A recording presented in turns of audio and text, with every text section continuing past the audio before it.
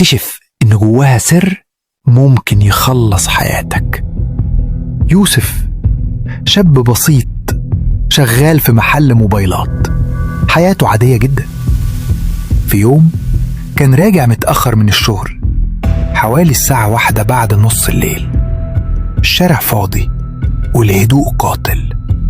فجأة عربية ديب سوداء وقفت قدامه بسرعة، وحدفوا شنطة كبيرة على الأرض ومشيوا بسرعة جاية.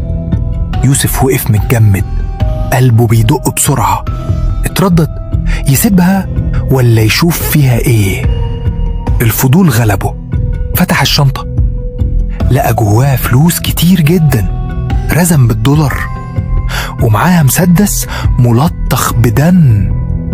الصدمة جمدته مكانه، بس قبل ما يلحق يفكر سمع صوت خطوات تقيلة جاية ورا منه. لما بص وراه لقى 2 رجالة ضخام لابسين اسود ووشوشهم مش باينة. واحد منهم قال بصوت مرعب: الشنطة دي بتاعتنا وهتسلمها دلوقتي، وإلا عمرك ما هتشوف بكرة. يوسف جري بأقصى سرعة، ماسك الشنطة بإيده ودماغه مش مستوعبة اللي بيحصل. دخل أول شارع ضلمة، لكن لقى نفسه اتحاصر، عربية من قدامه و2 رجالة وراه. واللي زاد الرعب إنه سمع صوت صفارة بوليس جاي من بعيد، والكل بقى بيجري، العصابة وراه والشرطة بتقرب. يوسف وقف محاصر، نفسه متقطع، والشنطة تقيلة في إيده كأنها مربوطة بسلسلة على روحه. العصابة بتقرب منه والشرطة صوتها بيعلى من بعيد. في اللحظة دي حس إن الدنيا كلها اتقفلت عليه. فجأة اتفتحت كشافات البوليس ونور أبيض غطى المكان. عربية شرطة وقفت والضابط طلع يجري هو والجنود.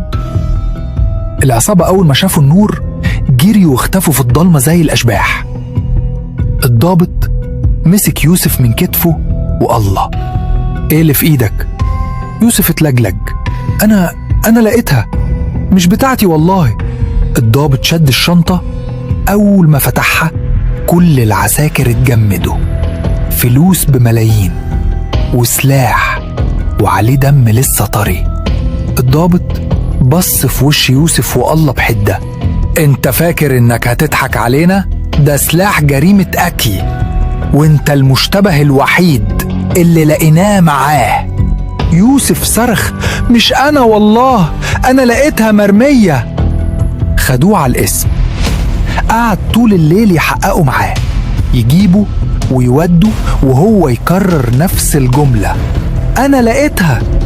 لكن الغريب ان الكاميرات بتاعت الشارع اللي حصلت فيه الوقعة اختفت تماما، مفيش. يوسف حس ان الكلام زي حكم بالإعدام، بس اضطر يسكت.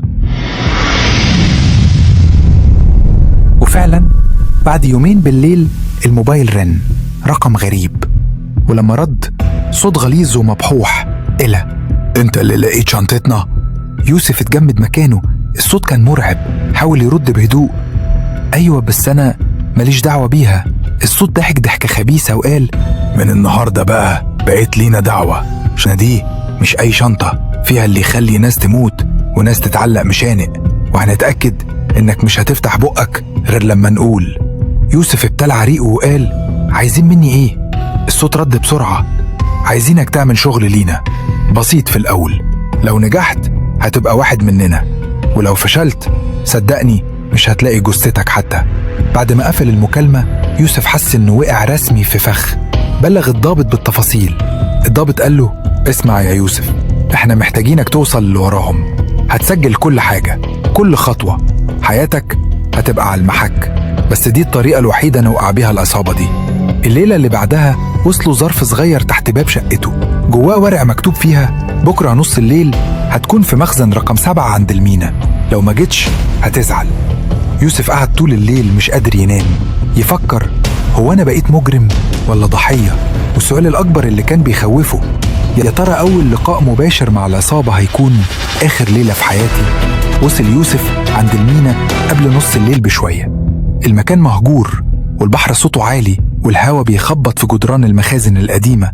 قلبه كان بيدق بسرعة، ومع كل خطوة كان حاسس إن رجليه بتوديه لنهايته.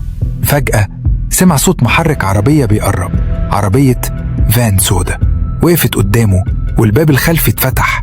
نزل منه 3 رجالة، كل واحد فيهم ضخم كأنه جبل، عينيهم كلها قسوة. واحد منهم مسك يوسف من دراعه وقال: اتفضل، الباشا مستنيك. دخلوا بيه جوه المخزن. المكان كان ضلمة إلا من لمبة صفرة متدلية في النص. على كرسي حديد كان قاعد راجل في الخمسينات، شكله مرعب، عينه ضيقة ووشه مليان جروح قديمة.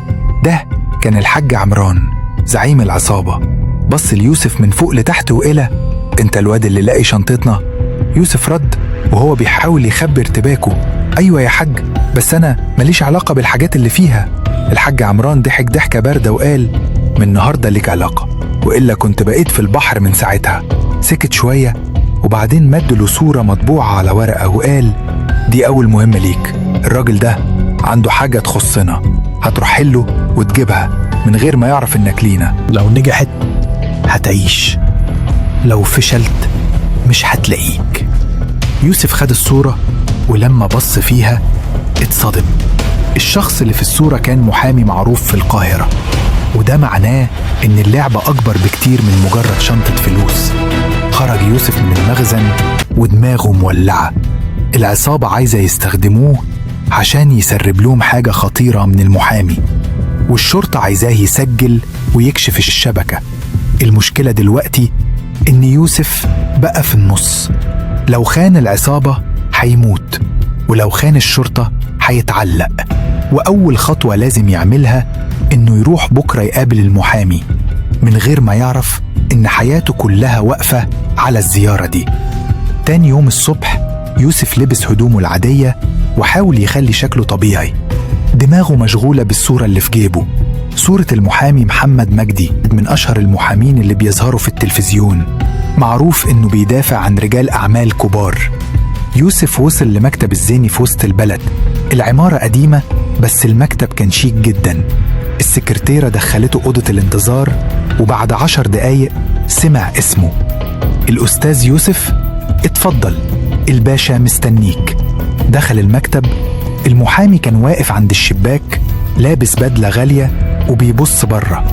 أول ما التفت وبص في وش يوسف عينيه ضاقت كأنه فهم حاجة من غير كلام. انت يوسف صح؟ ايوه يا استاذ. عارف انا مستنيك من امبارح. يوسف اتجمد مكانه. ازاي يعني؟ الزيني قاعد على الكرسي وقال بهدوء: انا عارف العصابة بعتتك، بس قبل ما تتكلم خلي بالك، انا مش مجرد محامي، انا اللي بيحرك نص الشغل ده. الحاج عمران ما يعرفش ان اللي فوقيه هو انا. يوسف حس ان الارض اتشالت من تحته. يعني العصابة كلها لعبة صغيرة في ايد الزيني، والشنطة اللي لقاها مش مجرد فلوس، دي مفتاح لسر اكبر. المحامي مد ايده بدفتر صغير اسود وقال له: الدفتر ده فيه اسماء، صفقات، تحويلات، كل حاجة ممكن تودي ناس كبار السجن. عمران عايز الدفتر، بس الحقيقة أنا عايز استخدمك أنت. يوسف مرتبك جدا. تستخدمني في إيه؟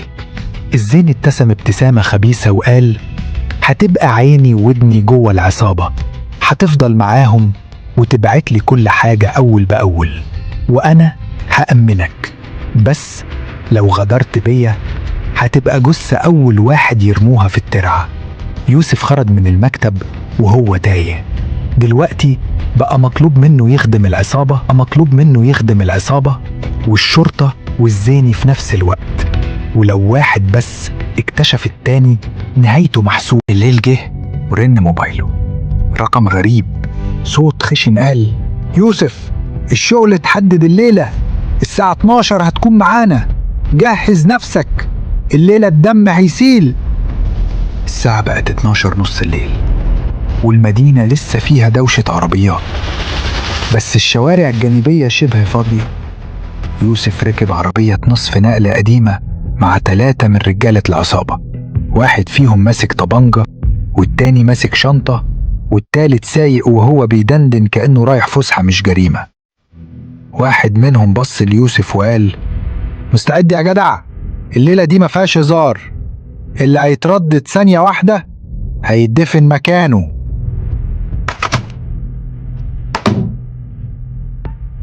يوسف بلع ريقه وهو بيغفر تباكه.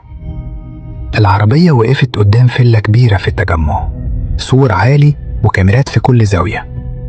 الراجل اللي ماسك الطبنجة قال: دي فيلا راجل أعمال كبير، بس الليلة معانا مفتاح، واحد من رجالتنا جوه. دخلوا الفيلا بهدوء. يوسف حس قلبه هيقفز من مكانه.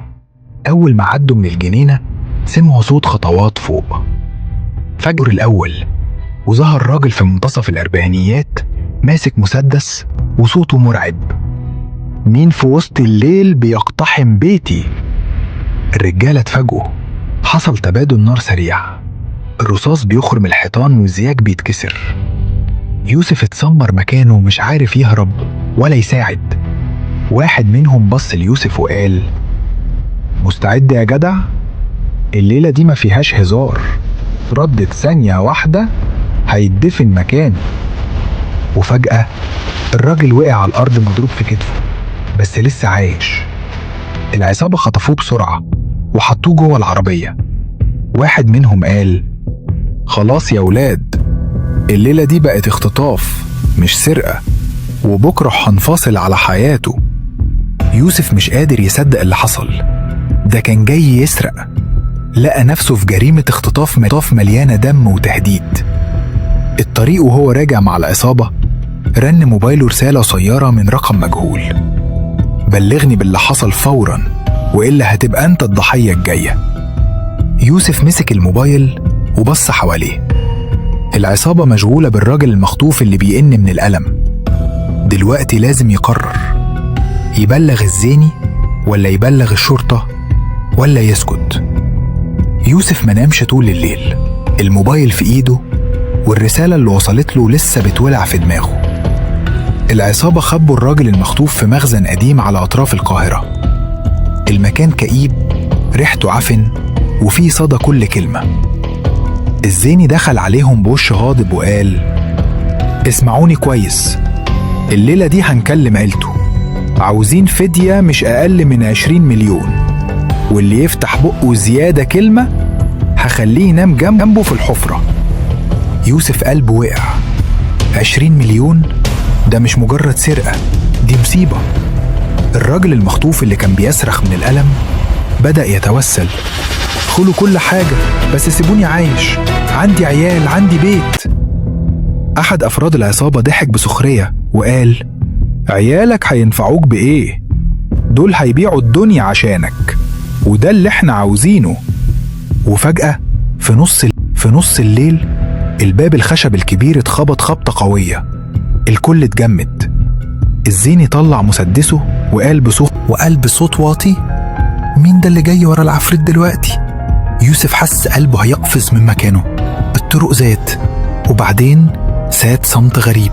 الزيني بعث إشارة لواحد من رجاله يفتح الباب. لما فتحه ما كانش فيه حد، بس كان فيه ورقة مرمية على الأرض. يوسف أخدها بسرعة وفتحها. مكتوب بخط إيد غريب: أنا عارف كل اللي بتعملوه وأقرب مما تتصوروا. الرجالة بصوا لبعض بعيون مرعوبة. الزيني صرخ: مين اللي سايب الرسالة دي؟ مين خناه؟ يوسف حس إن اللي بيطاردهم مش مجرد شرطة ولا عيلة الراجل المخطوف، ده في حد مجهول عارف تفاصيل كل خطوة.